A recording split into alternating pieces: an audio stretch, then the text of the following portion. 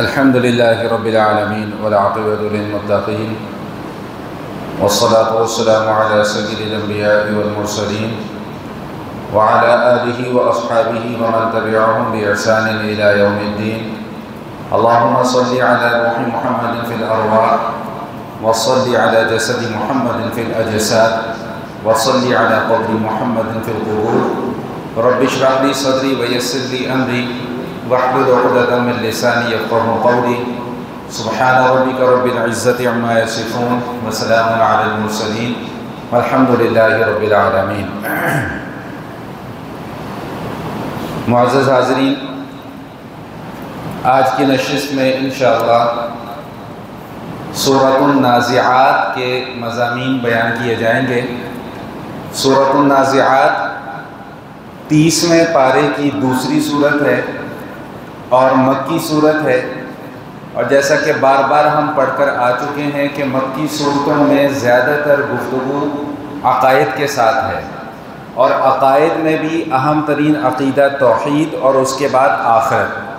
چونکہ کفار کے جو مشرکین تھے ان کا مسلسل ایک وتیرہ یہی تھا کہ جی کوئی قیامت نہیں ہے، کوئی آخرت نہیں ہے، کوئی حساب کتاب نہیں ہے، مرنے کے بعد ہم دوبارہ کیسے زندہ ہو جائیں گے، جب ہماری ہڈیاں بوسیدہ ہو جائیں گی ان کے اندر دوبارہ زندگی کون پیدا کرے گا.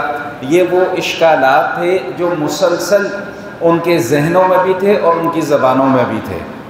آج جب میں مطالعہ کر رہا تھا تو ایک بات اچانک میرے دل میں اللہ پاک نے ڈالی کہ یہ اتنی ساری صورتوں میں مسلسل ہم پڑھتے چلے آ رہے ہیں. 29ویں پارے کی تقریباً ساری صورتیں قیامت کے مضمون پر، آخرت کے مضمون پر مشتمل ہیں. 30ویں پارے کی بھی اکثر صورتیں جو مکی صورتیں ہیں جتنی بھی، آخر کیا وجہ ہے کہ اس عقیدے کو بار بار ذکر کیا جا رہا ہے، بار بار دہرایا جا رہا ہے؟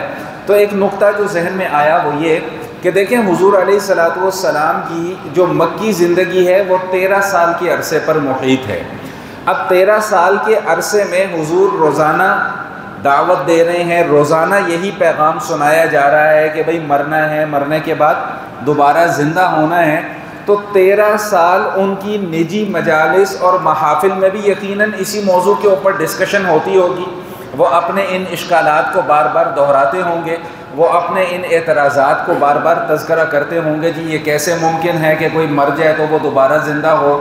یہ کیسے ممکن ہے کہ جب ہڈیاں ریزہ ریزہ ہو جائیں، مٹی میں مل جائیں، وہ دوبارہ اپنی اصلی حالت؟ تو جتنی مرتبہ ان کی ڈسکشن ہو رہی ہے اتنی مرتبہ اللہ کی طرف سے جواب آ رہا ہے. تو اس سورۃ النازعات میں بھی اسی مضمون کو، قیامت کو ذکر کیا گیا ہے، اور اس کے لیے مثال سیدنا موسیٰ علیہ السلام کا واقعہ ذکر کیا گیا ہے. اور تیسرا اہم ترین مضمون جو اس صورت میں بیان ہوا ہے وہ آخرت کی فکر کے حوالے سے بیان کیا گیا ہے. گفتگو شروع کرنے سے پہلے ایک بات اور بھی عرض کرنا چاہوں گا کہ جو اس صورت کا آغاز ہے اس میں اللہ تعالیٰ نے 2 قسم کے فرشتوں کی قسم کھائی ہے. والنازعات غرقا والناشطات نشطا والسابحات سبحا فالسابقات سبقا فالمدبرات امرا. 2 قسم کے فرشتوں کی قسم کھائی ہے، اور یہ 2 قسم کے فرشتے وہ ہیں کہ جب انسان کی روح قبض کرنے کے لیے آتے ہیں تو یہ دیکھتے ہیں کہ جس کی روح قبض کی جا رہی ہے وہ کیا ہے، اس کا عقیدہ کیا ہے، اس کا نظریہ کیا ہے. اگر اس کا عقیدہ اور نظریہ موحدین والا ہے، توحید کا ہے، تو پھر دوسری قسم کے فرشتے آتے ہیں، اور اگر خدا نہ خواستہ منکرین کا ہے تو پھر دوسری قسم کے فرشتے آتے ہیں. تو یہاں پہ اللہ تعالیٰ نے انہی 2 قسم کے فرشتوں کی قسم کھائی ہے. نقطہ جو میں عرض کرنا چاہ رہا تھا وہ یہ عرض کرنا چاہ رہا تھا، دیکھیں اس صورت کے اندر کتنے خوبصورت پیرائے میں اللہ تعالیٰ نے اس مضمون کو چھیڑا ہے شروع میں جس سے کسی کو بھی انکار نہیں ہے.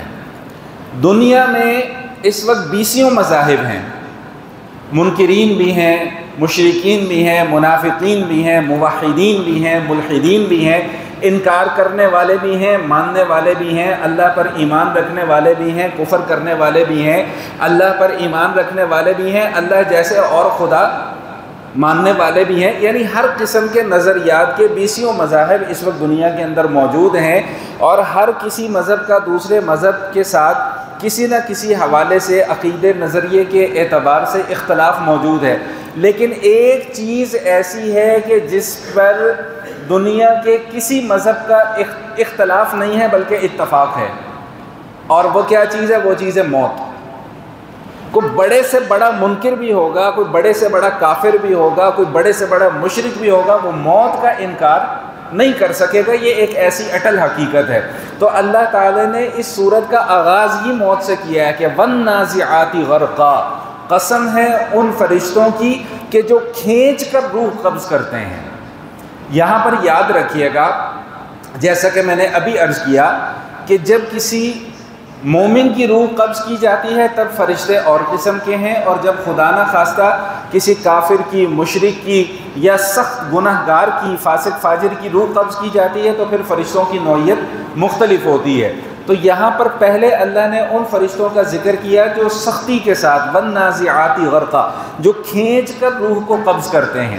میں احادیث کا خلاصہ مختصراً آپ حضرات کے سامنے عرض کر دوں۔ جو احادیث سے ہمیں تعلیمات معلوم ہوتی ہیں وہ یہ کہ جب کسی مومن کی روح کو قبض کیا جاتا ہے تو اس کے لیے فرشتے پورے پروٹوکول کے ساتھ آتے ہیں، خوبصورت فرشتے آتے ہیں، خوبصورت لباس پہن کر وہ فرشتے آتے ہیں اور اس کی روح کو نہایت خوبصورت کپڑوں میں لپیٹ کر لے جایا جاتا ہے اور پھر اللہ کی بارگاہ میں پیش کیا جاتا ہے۔ اور جب اس کی روح نکالی جاتی ہے تو حدیث سے یہ معلوم ہوتا ہے کہ اتنی آسانی کے ساتھ مومن کی روح قبض کر لی جاتی ہے کہ جیسے مشکیزے میں سے پانی نکلتا ہے نا، وہ کتنی آسانی سے نکلتا ہے، اسی طرح مومن کی روح قبض کر لی جاتی ہے۔ برخلاف اس کے کہ اگر خدا نہ خواستہ کسی کافر یا مشرک کی روح کو قبض کرنا ہوتا ہے، پھر جو فرشتے آتے ہیں ان کی نوعیت مختلف ہوتی ہے۔ وہ خوفناک شکلوں میں آتے ہیں، کالے لباس میں آتے ہیں اور بدبودار ٹاٹ کے کپڑے ان کے پاس ہوتے ہیں، اور وہ فرشتوں کی لمبی قطار ہوتی ہے جو اس کافر یا مشرک کی روح کو قبض کرنے کے لیے آتے ہیں۔ پھر آخر میں اسرائیل علیہ السلام تشریف لاتے ہیں اور اس کے سر پر کھڑے ہو کے فرماتے ہیں کہ اے خبیث روح تو باہر نکل۔ تو وہ روح ڈر کے مارے جسم کے اندر بھاگنا شروع کر دیتی ہے، پھر وہ اس کو کھینچ کر نکالتے ہیں اور الامان الحفیظ دعا پر آمین کہتے ہیں کہ اللہ ہمیں ایسی کیفیت سے محفوظ فرمائے۔ اس وقت جو کیفیت نبی پاک صلی اللہ علیہ وسلم نے مثال کے ساتھ بیان فرمائی ہے، وہ فرمایا کہ کافر کی روح کو اس طرح نکالا جاتا ہے کہ جیسے کوئی کانٹے دار سلاخ ہو، یہ جو سیخیں وغیرہ بناتے ہیں نا، کانٹے دار سلاخ ہو، وہ کسی اون میں گھسائے اور پھر اون کو جس طرح کھینچ کر اس سلاخ کو نکالا جاتا ہے تو وہ جس سختی سے وہ سلاخ نکلتی ہے، فرمایا کہ کافر کی روح کو بھی اسی سختی سے کھینچ کر باہر نکالا جاتا ہے اور پھر اسے بدبودار کپڑوں میں لپیٹا جاتا ہے، ٹاٹ کے کپڑوں میں لپیٹا جاتا ہے، اور پھر جہاں اس کا ٹھکانہ ہوتا ہے وہاں اس ٹھکانے پر اسے منتقل کر دیا جاتا ہے۔ تو اللہ تعالیٰ نے یہاں پر دو قسم کے فرشتوں کی قسم کھائی ہے، فرمایا کہ وَالنَّازِعَاتِ غَرْقًا، کہ قسم ہے ان فرشتوں کی کہ جو کھینچ کر روح قبض کرتے ہیں، وَالنَّاشِطَاتِ نَشْطًا، اور قسم ہے ان فرشتوں کی جو بند کو کھول دیتے ہیں۔ دیکھیں قرآن پاک کے اندر کس طرح کے استعارات اور کس طرح کی تشبیہات کو بیان کیا گیا ہے کہ جب پانی کا بند کھول دیا جائے تو پانی کس طرح روانی کے ساتھ آتا ہے۔ تو فرمایا کہ دوسری قسم کے فرشتے ایسے ہیں کہ جو بند کو کھول دیتے ہیں، یعنی کہ وہ روح کو آسانی کے ساتھ قبض کر لیتے ہیں۔ وَالسَّابِحَاتِ سَبْحًا، اور وہ فرشتے تیرتے ہوئے جاتے ہیں، مطلب یہ کہ وہ اتنی آسانی کے ساتھ اس روح کو لے کر جاتے ہیں، مومن کی روح کو، اور اتنی سرعت کے ساتھ اور اتنی رفتار کے ساتھ جاتے ہیں کہ جیسے وہ ہوا میں تیرتے ہوئے جا رہے ہیں۔ فَالسَّابِقَاتِ سَبْقًا، اور ایک دوسرے سے سبقت لے جانے والے فرشتے ہیں۔ یہ بھی روایات سے معلوم ہوتی ہے بات کہ جب کسی مومن کی روح کو قبض کیا جاتا ہے نا تو ہر فرشتے کی کوشش یہ ہوتی ہے کہ اس پاک روح کو میں قبض کروں، اس پاک روح کو میں لے کے جاؤں۔ یہ بھی اللہ تعالیٰ کا کتنا بڑا انعام ہے۔ اور آخری جملہ ارشاد فرمایا کہ فَالْمُدَبِّرَاتِ أَمْرًا، اور حکم کے مطابق، تدبیر کے مطابق کام کرنے والے فرشتوں کی قسم۔ یہاں پر میں دو باتیں صرف اور عرض کرنا چاہوں گا۔ پہلی بات تو یہ سمجھ لیں کہ جیسا کہ ابھی گفتگو چل رہی ہے کہ مومن کی روح کو آسانی سے قبض کر دیا جاتا ہے اور کافر کی روح کو سختی سے قبض کیا جاتا ہے، یہ بات ہمیشہ یاد رکھیے گا کہ اگر کسی مومن کی جان نکلتے ہوئے اسے تکلیف ہو سمجھ رہے ہیں؟ توجہ ہے؟ کسی مومن کی جان نکلتے وقت اسے تکلیف ہو یا اس کی موت بڑی ہیبت ناک قسم کی موت ہو، خدا نہ خواستہ کوئی آگ میں جل گیا، کوئی زلزلے میں مر گیا، کوئی پانی میں غرق ہو گیا، کوئی زمین میں دھس گیا یا دفن ہو گیا، لیکن وہ ہو مسلمان، تو ایک بات ہمیشہ یاد رکھیے گا کہ کبھی بھی کسی کی موت کو دیکھ کر اس کی آخرت کا فیصلہ مجھے اور آپ کو کرنے کی اجازت نہیں ہے۔ ہمارے ہاں ایک لفظ کتنی آسانی سے بول دیا جاتا ہے، دیکھا جی کتنی بری موت مرا ہے۔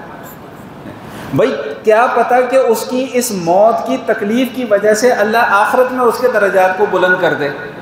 یہ فیصلہ تو اللہ نے کرنا ہے نا، میں نے اور آپ نے تو نہیں کرنا کہ اگر کسی کی روح تکلیف سے نکل رہی ہے تو میں اور آپ کون ہوتے ہیں یہ فیصلہ کرنے والے کہ جی یہ تو دیکھو جی کتنی بری موت مرا ہے، آخرت میں بھی اس کا انجام۔ بھائی وہ تو اللہ کے کرنے کا کام ہے، وہ میرے اور آپ کے کرنے کا تو کام ہے ہی نہیں۔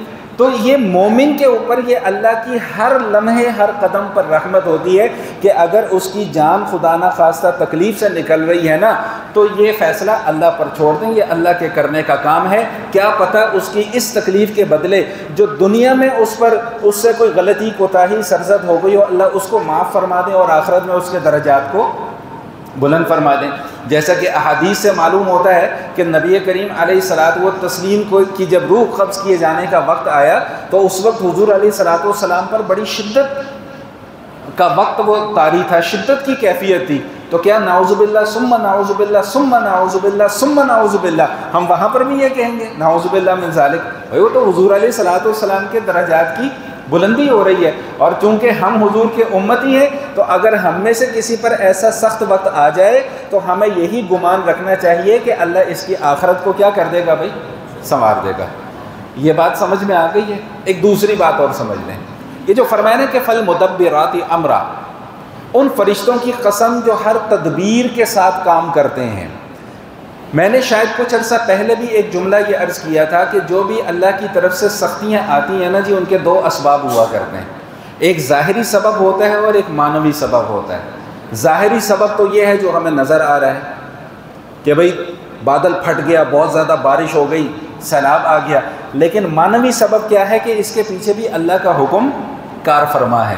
تو یہ جو فرشتے جو تدبیر کرتے ہیں، جن کے ذمے اللہ نے مختلف ڈیوٹیاں لگائی ہوئی ہیں، تو یاد رکھیے گا کہ وہ بھی کوئی کام اپنی مرضی سے نہیں کرتے، اللہ کا حکم ہوتا ہے۔ بھائی ادھر سے آئیں، وہ کھلا ہوا دروازہ، جب اللہ کا حکم ہوتا ہے تو وہ اپنی تدبیر کو بروئے کار لے کر آتے ہیں۔ اب بارش برسانے والا فرشتہ اپنی مرضی سے بارش بولے بھائی نہیں برسا سکتا جب تک کہ اسے اللہ کا حکم نہیں ہوگا۔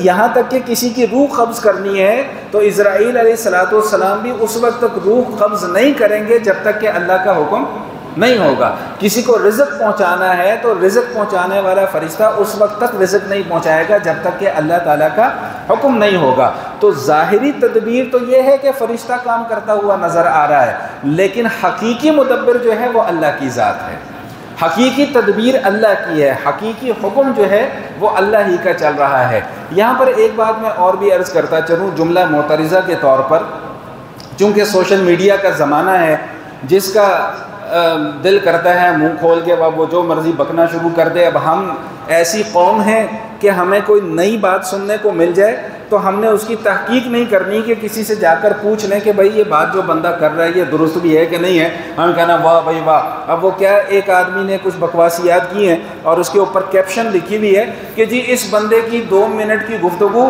ملاؤں کی 1000 سالوں کی تقریروں سے بہتر ہے۔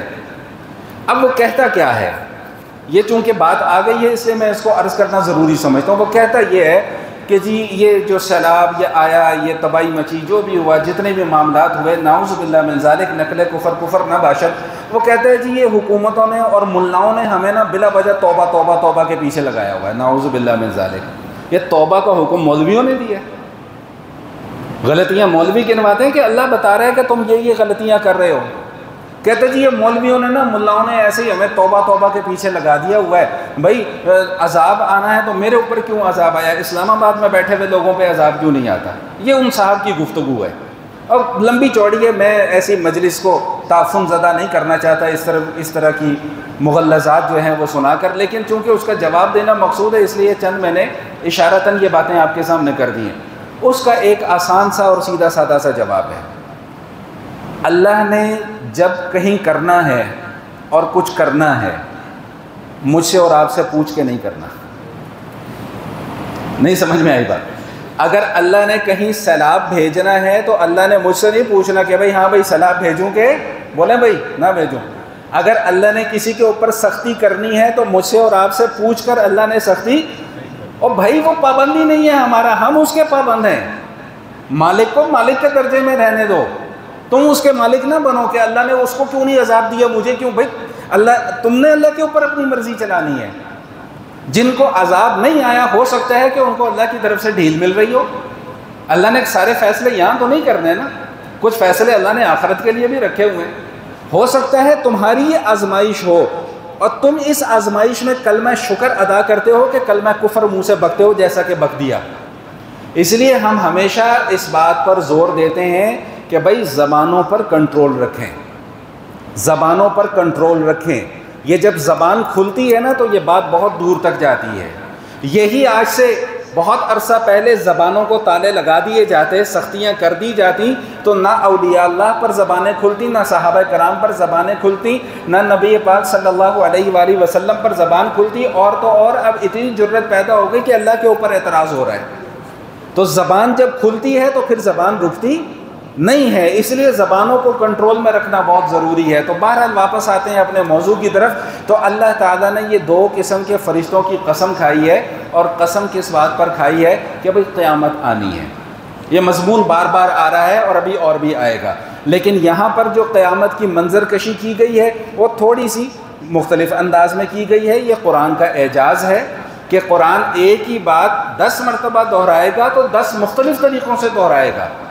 میری اور آپ کی طرح نہیں کہ ہم نے اگر ایک ہی بات 10 مرتبہ دہرانی ہے تو ہم ایک ہی انداز میں اس بات کو دہرائیں گے۔ یہ قرآن کا اعجاز ہے کہ قرآن قیامت کا تذکرہ مرسلات میں کرتا ہے تو کسی اور انداز میں کرتا ہے، نبا میں کرتا ہے تو کسی اور انداز میں کرتا ہے، نازعات میں کر رہا ہے تو کسی اور انداز میں کر رہا ہے۔ تو کیا قرآن کہتا ہے کہ یوم ترجف الراجفہ تتبعها الرادفہ قلوب یومئذ واجفہ ابصارها خاشعہ یقولون ائنا لمردودون فی الحافرہ اذا کنا عظاما نخرہ قالوا تلک اذا کرۃ خاسرہ فانما ہی زجرۃ واحدہ فاذا هم بالساہرہ۔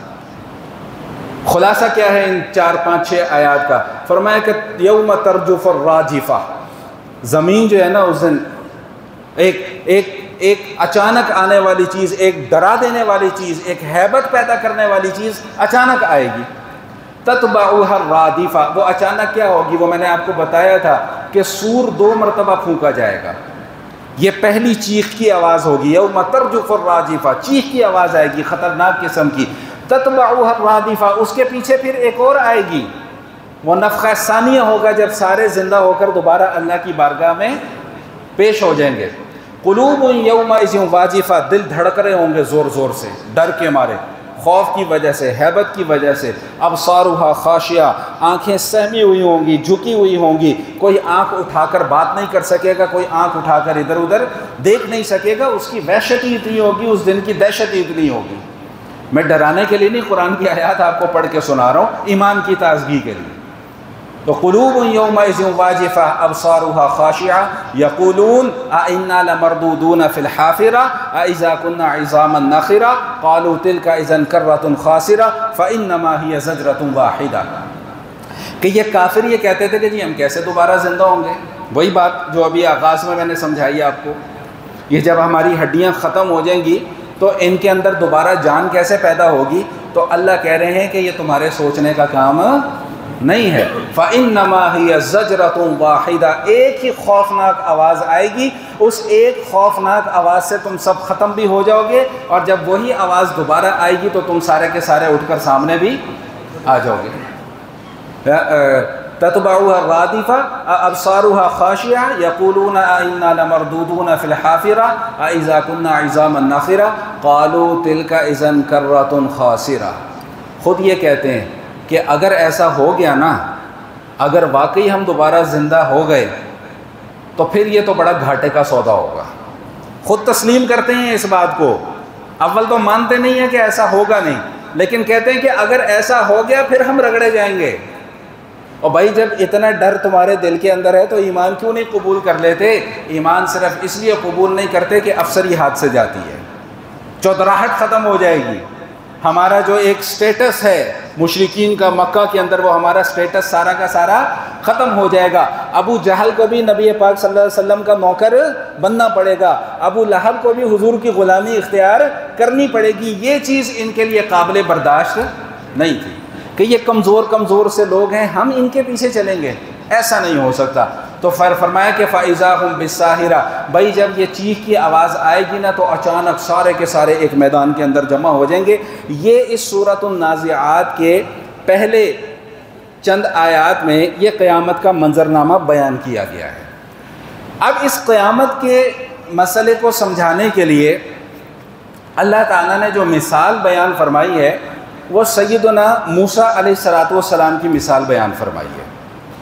سیدنا موسیٰ علیہ السلام کا واقعہ قرآن کریم میں بڑی تفصیل کے ساتھ کئی مقامات پر گزر چکا ہے۔ سورہ طٰہٰ کے اندر بھی گزرا، سورہ قصص کے اندر بھی گزرا، یونس کے اندر بھی اس واقعے کا تذکرہ آیا۔ میں مختصر جملوں میں اس سارے واقعے کو ملا کر اس کا نتیجہ اور خلاصہ اب آپ کے سامنے پیش کروں گا، مختصر جملوں میں، شارٹ کٹ میں۔ پورا واقعہ بیان کروں گا تو پھر وہ بات بہت دور نکل جائے گی۔ مختصر جملوں میں سنتے جائیں اور توجہ کے ساتھ سنتے جائیں۔ سیدنا موسیٰ علیہ السلام کا جو مسکن ہے، جو ان کا جائے پیدائش ہے، وہ مصر ہے۔ بنی اسرائیل میں یہ پیدا ہوئے۔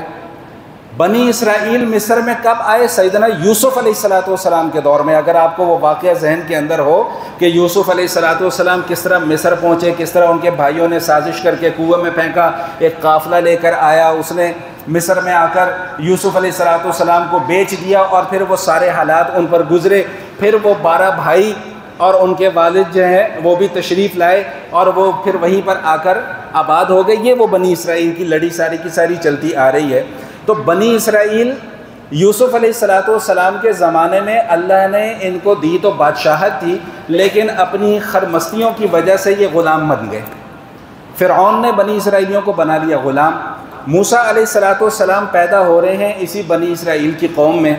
اس وقت کا جو فرعون ہے مصر کے، یاد رکھیے گا جتنے بھی بادشاہ گزرے ہیں ان سب کو فرعون ہی کہا جاتا تھا۔ یہ وہ فرعون کا تذکرہ ہو رہا ہے جو موسیٰ علیہ السلام کے زمانے کا ہے۔ اس کے جادوگروں نے کہہ دیا کہ بھئی ایک لڑکا پیدا ہوگا جو تیری سلطنت کو تباہ و برباد کر دے گا، اس سے بچنے کا کوئی ابھی سے انتظام کر لے۔ اس نے انتظام کیا کیا؟ اس نے انتظام یہ کیا کہ آج کے بعد جو بھی لڑکا پیدا ہوگا اس کو قتل کیا جائے گا، اور جو بھی لڑکی پیدا ہوگی اس کو بولے بھائی چھوڑ دیا جائے گا۔ موسیٰ علیہ السلام کی والدہ ایک بکسے میں موسیٰ علیہ السلام کو بند کرتی ہیں اور دریا کے سپرد کر دیتی ہیں۔ اللہ کی شان کیا ہوتی ہے کہ وہ فرعون کے محل کے پاس سے جب وہ دریا گزرتا ہے تو ان کے ملازمین دیکھتے ہیں کہ بھئی یہ کیا ماجرا ہے، بکسہ اٹھا کر لاتے ہیں۔ جب بکسے کو کھولا گیا تو نہایت ایک خوبصورت بچہ۔ فرعون کی جو بیوی ہیں سیدہ آسیہ، وہ کہتی ہیں کہ اس بچے کو ہم اپنی پرورش میں لے لیتے ہیں۔ اب وہ بچہ کسی کا دودھ نہیں پیتا۔ میں نے کہا میں شارٹ کٹ جملوں میں لے کر جا رہا ہوں۔ بچہ کسی کا دودھ نہیں پیتا۔ موسیٰ علیہ السلام کی بہن سارا ماجرا دیکھ رہی ہیں۔ وہ یہ کہتی ہیں کہ جی میں آپ کو ایک ایسی خاتون بتا دیتی ہوں کہ جو اس بچے کو دودھ پلائے گی اور اس کا دودھ پی لے گا۔ موسیٰ علیہ السلام کی والدہ کو وہ لے کر آتی ہے۔ یہ نہیں بتاتے کہ یہ اسی بچے کی والدہ ہیں۔ وہ جب اپنی چھاتی کے قریب لاتی ہیں تو بچہ دودھ پینا شروع کر دیتا ہے۔ اس پورے منظر کو قرآن نے بڑے خوبصورت انداز میں بیان فرمایا ہے۔ فرمایا کہ فرددناہ الی امہ کی تقر عینھا ولا تحزن، کہ ہم نے موسیٰ کی پرورش کی تو فرعون کے محل میں، لیکن ماں کی آنکھوں کے سامنے، تاکہ وہ ماں کی آنکھوں کی ٹھنڈک کا سبب جو ہے وہ بچہ بنتا رہے۔ موسیٰ علیہ السلام پرورش پاتے جا رہے ہیں۔ اچھا، یہ آسیہ رضی اللہ تعالیٰ عنہ کا تذکرہ آیا تو ایک بات میرے ذہن میں آ گئی۔ یہ بھی جملہ معترضہ ہے لیکن کام کی بات ہے، اس لیے آپ کو بتانے لگوں۔ میں نے ابھی کیا کہا کہ بھئی سوشل میڈیا ہے نا، بھئی کسی شیطان نے کسی کے دماغ میں کوئی وسوسہ ڈال دیا، ہم نے اس کو وائرل کر دیا۔ ایک سوال آپ لوگوں کے ذہنوں کے اندر بھی ہوگا، بچوں کے ذہنوں کے اندر بھی ہوگا کہ جی قرآن یہ کہتا ہے کہ گندے مردوں کے لیے گندی عورتیں ہیں اور گندی عورتوں کے لیے گندے مرد ہیں، ٹھیک؟ تو فرعون کو آسیہ کیوں ملی؟ بھائی سنا یہ سوال آپ لوگوں کے کانوں سے گزرا ہوگا، آنکھوں سے بھی گزرا ہوگا، نہیں سنا تو آج سن لیں، اب اس کا جواب سن لیں۔ پہلی بات تو یہ ہے کہ قرآن کریم میں ایسی کوئی آیت موجود ہی نہیں ہے، مسئلہ ختم ہو گیا۔ اور جس آیت کو بنیاد بنایا جاتا ہے سورۃ النور کی، الخبیثات للخبیثین والخبیثون للخبیثات والطیبات للطیبین والطیبون للطیبات، اس آیت کو بنیاد بنایا جاتا ہے کہ گندی عورتوں کے لیے گندے مرد اور گندے مردوں کے لیے گندی عورتیں، اچھی عورتوں کے لیے اچھے مرد اور اچھے مردوں کے لیے اچھی عورتیں۔ اس آیت کو بنیاد بنا کر کہتے ہیں جی قرآن یہ کہتا ہے کہ گندے لوگوں کو گندی عورتیں ملیں گی اور گندی عورتوں کو گندے مرد ملیں گے۔ دیکھیں، جب ہم قرآن اور حدیث کو اپنی سمجھ سے سمجھنے کی کوشش کریں گے نا تو پھر اس طرح کے بلنڈر سامنے آئیں گے، حالانکہ قرآن کریم کی آیت کا یہ مطلب ہے ہی نہیں۔ بھائی توجہ ہے کہ نہیں ہے؟ اس آیت کا درست مفہوم کیا ہے؟ یاد رکھیے گا کہ اس آیت میں اللہ تعالیٰ نے کوئی قانون شریعت نہیں بیان کیا بلکہ طبیعتوں کا میلان بیان کیا ہے، کہ جو گندی عورتیں ہوتی ہیں ان کی طبیعت کا میلان کس کی طرف ہوتا ہے؟ گندے مردوں کی طرف، اور جو گندے مرد ہوتے ہیں ان کی طبیعتوں کا میلان کس کی طرف ہوتا ہے؟ گندی عورتوں کی طرف۔ جو پاکیزہ عورتیں ہوتی ہیں ان کی طبیعتوں کا میلان پاکیزہ مردوں کی طرف ہوتا ہے، اور جو پاکیزہ مرد ہوتے ہیں ان کی طبیعتوں کا میلان پاکیزہ عورتوں کی طرف ہوتا ہے۔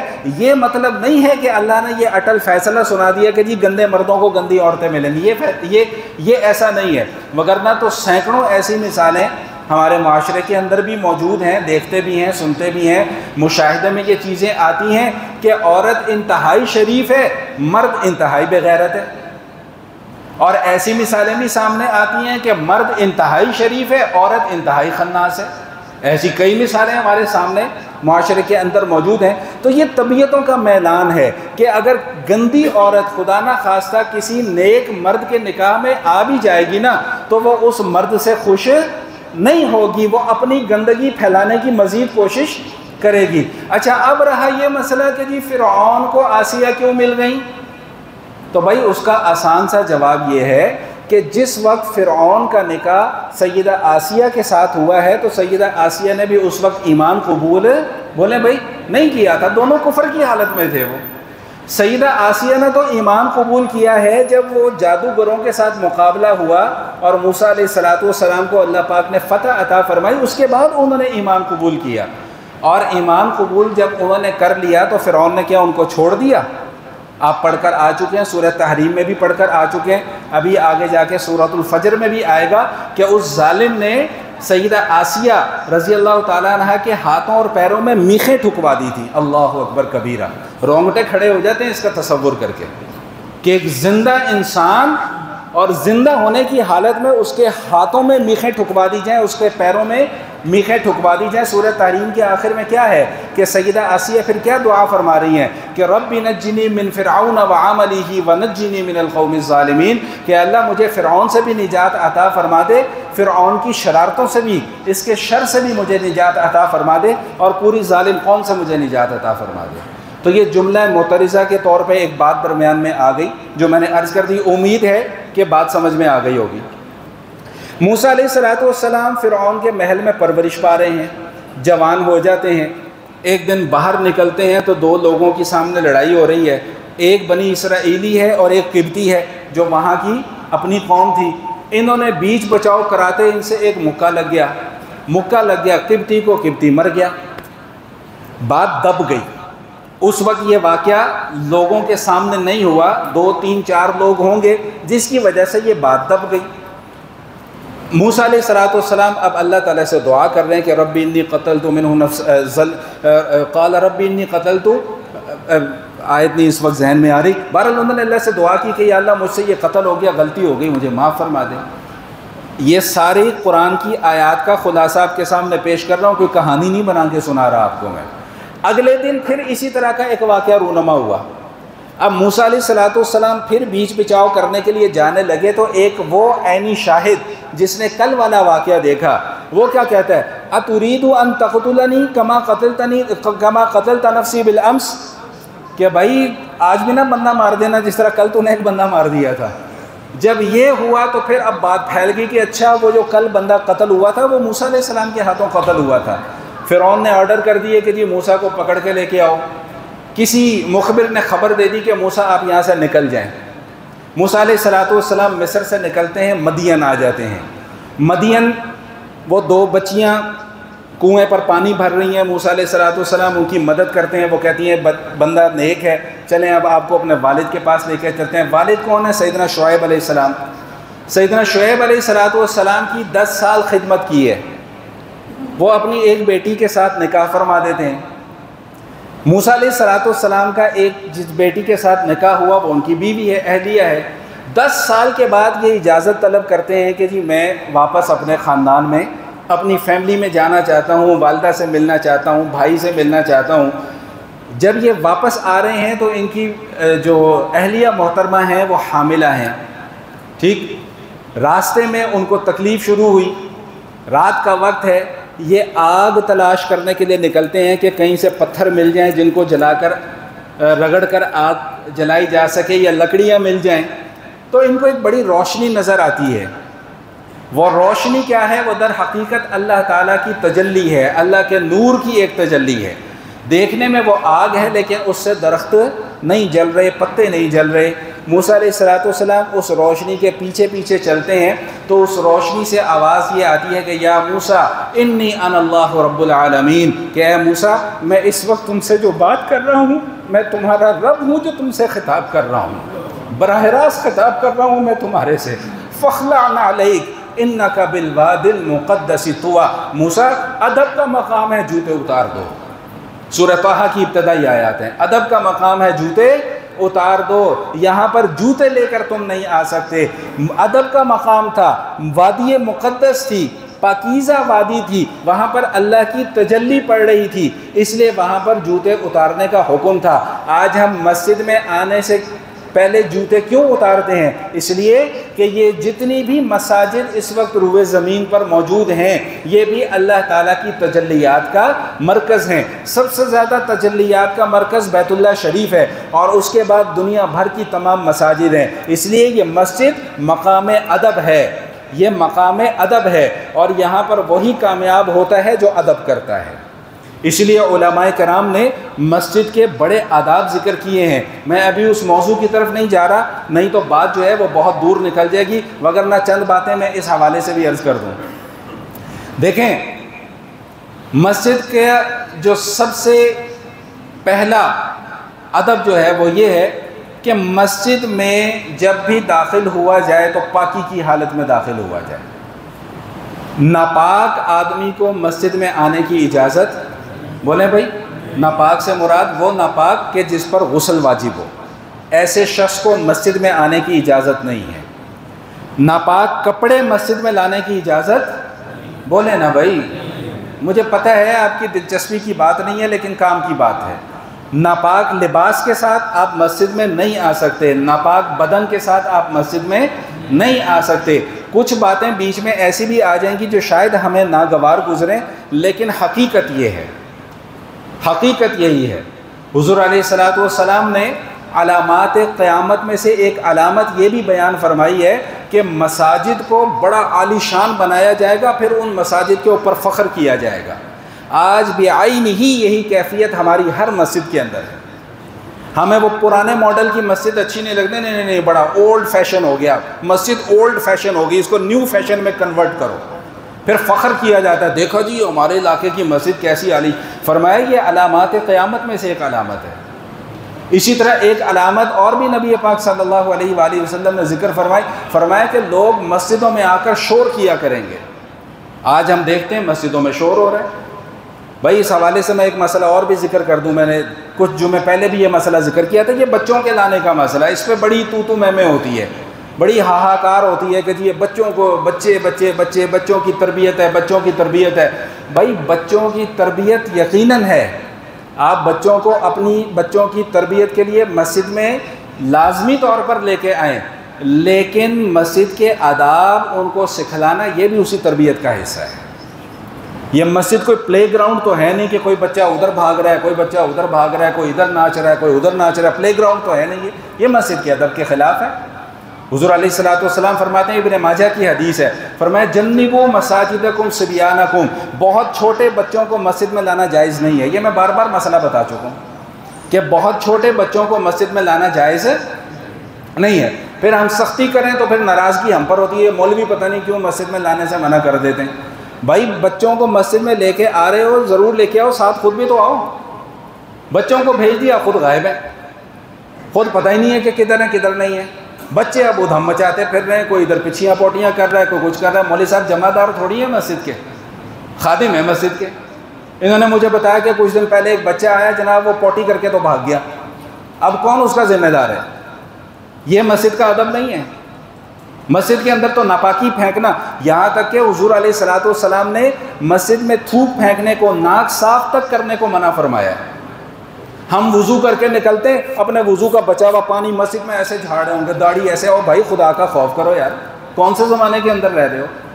کوئی ایک 10 روپے کا تولیہ اپنی جیب کے اندر رکھ لو، ایک رومال اپنی جیب کے اندر رکھ لو، اس سے صاف کر لیا کرو۔ یہ کیا بدتمیزی ہے؟ مسجد کے اندر آ کے داڑھی جھاڑنا شروع کر دی۔ بات میں کیا کر رہا تھا؟ مسجد میں اونچی آواز سے بات کرنا، شور شرابہ کرنا۔ ہم بچوں کے شور سے تو تنگ ہوتے ہیں، بچوں کے شور سے تو تنگ ہوتے ہیں، اور خود ہم کیا کریں؟ اوئے نکلو بات، ادھر سے ادھر۔ یہ شور نہیں ہے، یہ شور نہیں ہے۔ یہ بھی تم بھی تو اسی گناہ کے مرتکب ہو رہے ہو۔ بھائی اگر ان کو مسجد سے باہر بھیجنا ہے تو پیار محبت کے ساتھ بھیج دو کہ بھائی بیٹا ابھی آپ کے آنے کا موقع نہیں ہے، جب آپ بڑے ہو جاؤ گے تب مسجد میں آنا، بات ختم ہوگی۔ تو بچوں کا شور تو ہمیں برا لگتا ہے اور بڑوں کا شور ہم خود کر رہے ہوتے ہیں۔ بہرحال خیر، بات بڑی دور نکل جائے گی۔ تو کیا فرمایا کہ فخلع نعلیک، بھائی اپنے جوتے اتار دو، تم اس وقت مقدس وادی میں ہو۔ موسیٰ علیہ السلام کو وہاں پر نبوت ملتی ہے، اور موسیٰ علیہ السلام کو جو ذمہ داری دی جاتی ہے وہ کیا ذمہ داری دی جاتی ہے کہ بھائی ایک تو آپ نے فرعون کو جا کر تبلیغ کرنی ہے، دوسرا آپ نے بنی اسرائیلیوں کو اس سے نجات دلا کر واپس مصر میں اپنے وطن میں واپس ان کو لے کر آنا ہے۔ اب مسئلہ یہ ہے کہ جب فرعون کے ساتھ وہ سارا مکالمہ ہوا اور ساری بات چیت ہوئی، اس کی تفصیل بہت گزر چکی ہے، جادوگروں کے ساتھ مقابلہ ہوا، تو میں یہاں جو نقشہ کھینچا ہے نا اللہ تعالیٰ نے، یہاں صرف یہ نقشہ کھینچا ہے کہ جو اللہ فرعون کے مظالم سے موسیٰ علیہ السلام کو بھی بچا سکتا ہے، موسیٰ علیہ السلام کی قوم کو بھی بچا سکتا ہے، بنی اسرائیلیوں پر منہ سلوہ نازل کر سکتا ہے۔ منہ سلوہ آسمان سے کھانا آتا تھا، ناشکری کی نہیں جی ہمیں یہ پسند نہیں ہے، ہم تو کھیرے کھائیں گے، ہم تو پیاز کھائیں گے، ہم تو ترکاریاں کھائیں گے، ہم تو لہسن کھائیں گے۔ اللہ کہہ رہے ہیں کہ میں تمہیں اچھا کھانا دے رہا ہوں، تم وہ کھاؤ۔ ہم کہتے ہیں کہ نہیں جی ہم نے تو یہ نہیں کھانا۔ تو نتیجہ کیا نکلا کہ ذلیل ہوئے۔ وَضُرِبَتْ عَلَيْهِمُ الذِّلَّةُ وَالْمَسْكَنَةُ، اللہ کہتے ہیں ذلت اور مسکنت ہم نے ان کے اوپر مسلط کر دی۔ کیوں؟ نعمتوں کی ناقدری کی ہے۔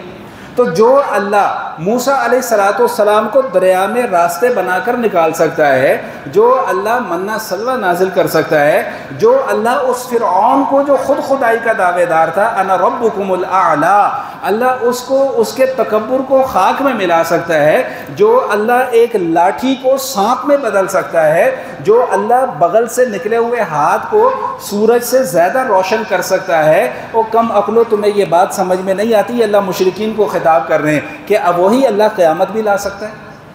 تو گفتگو کہاں سے شروع ہوئی تھی کہ بھائی اس سورۃ النازعات میں اللہ نے دو قسم کے فرشتوں کی قسم کھانے کے بعد کیا کہا کہ بھائی قیامت آنی ہی آنی ہے، اور نتیجہ کہاں پر جا کر منتج ہو رہا ہے مثال بیان کرنے کے بعد کہ موسیٰ علیہ السلام کا واقعہ دیکھ لو، تم نے تو پڑھا ہوا ہے واقعہ۔ مشرکین ماننے والے نہیں تھے لیکن اہل علم تھے، یہود و نصارہ کے ساتھ ان کا اٹھنا بیٹھنا بھی تھا، اور یہود و نصارہ ان کو گزشتہ قوموں کے حالات اور واقعات بتلایا بھی کرتے تھے، اس لیے ان کے علم میں یہ سارے کے سارے حالات اور واقعات تھے۔ اسی لیے اللہ تعالیٰ ایسی مثالیں بیان فرما رہے ہیں جو ان کو بھی سمجھ میں آ جائیں۔ تو سورۃ النازعات کے ابتدائی مضامین میں سے یہ دو مضمون میں نے اختصار کے ساتھ آپ حضرات کے سامنے ذکر کر دیے ہیں۔ آئندہ نشست میں بھی انشاءاللہ اسی مضمون کے حوالے سے جو ہے وہ مزید تھوڑی سی گفتگو ہوگی۔ اگر 2-3 منٹ کی اجازت ہو تو ایک مسئلہ آیا تھا، میں اس مسئلے کا جواب عرض کرنا چاہوں گا۔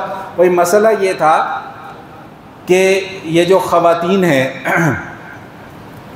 ان پر جمعے کی نماز فرض ہے یا نہیں ہے، تو اگر وہ جمعہ نہیں پڑھتی تو وہ کیا کریں گی؟ تو بھائی بات یہ ذہن نشین فرما لیجئے کہ خواتین پر اللہ نے ایسی بھاری ذمہ داری کوئی بھی نہیں لگائی۔ نہ خواتین پر عید کی نماز پڑھنا واجب ہے، نہ خواتین پر جمعے کی نماز فرض ہے، نہ خواتین پر نماز جنازہ فرض ہے۔ خواتین کے اوپر ان فرائض میں سے کوئی بھی چیز فرض نہیں ہے، یہ اللہ نے ہماری ذمہ داری لگائی ہے۔ اب رہا یہ مسئلہ کہ جو خواتین گھروں میں نماز پڑھتی ہیں وہ کیا کریں؟ تو بھائی جو گھروں میں خواتین نماز پڑھتی ہیں وہ ظہر کی نماز پڑھیں گی، وہ جمعہ نہیں پڑھیں گی۔ اسی طرح کوئی ایسا شخص کہ کسی عذر کی وجہ سے اس کا جمعہ رہ گیا، وہ جمعہ پڑھ ہی نہیں سکا، اب وہ کیا کرے گا؟ تو بھائی وہ بھی ظہر کی نماز ہی ادا کرے گا، کیونکہ ایک آدمی کا جمعہ بولے بھائی نہیں ہوتا۔ ایک ضروری مسئلہ تھا جو آپ حضرات کے سامنے عرض کر دیا۔ وآخر دعوانا الحمدللہ رب العالمین۔